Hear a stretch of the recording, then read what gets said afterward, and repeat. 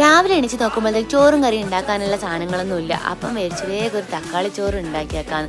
അങ്ങനെ ഒരു പാൻ എടുത്ത് അടുപ്പത്ത് വെച്ച് അതിലേക്ക് കുറച്ച് വെളിച്ചെണ്ണ വെച്ച് അതിൽ കടുക് പൊട്ടിച്ച് കറിവേപ്പിലയും ചുവന്ന മുളകും എല്ലാം ഇട്ട് കേട്ടോ. അതിൻ്റെ അതിലേക്ക് കുറച്ച് ഉഴുന്ന് പരിപ്പ്, കടലപ്പരിപ്പ്, പിന്നെ നമ്മളെ ഗരം മസാലേൻ്റെ സാധനങ്ങളെല്ലാം ഇട്ട് കുറച്ച് ഉള്ളി ഇട്ട് ഇതേപോലെ വാട്ടിയെടുത്ത്.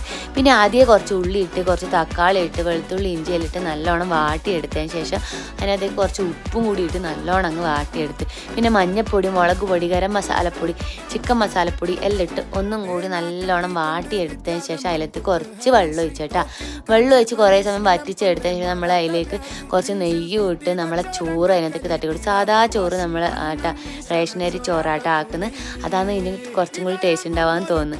പിന്നെ നമ്മൾ അതിലേക്ക് കുറച്ച് മല്ലിയില ഇട്ട് ആവശ്യത്തിന് കുറച്ച് ഉപ്പും കുരുമുളക് പൊടിയും ഇട്ട് നമ്മളെ തക്കാളി ചോറ് സെറ്റാക്കി എടുത്തിട്ടുണ്ട് കേട്ടോ. അപ്പോൾ എല്ലാവരും വീട്ടിൽ കറിയില്ലാത്ത ദിവസം ഇതേപോലെ ഒന്ന് ആക്കി നോക്കണേ. അല്ല കട്ടത്തൈരും കൂട്ടി തിന്നാൽ നല്ല ടേസ്റ്റ്.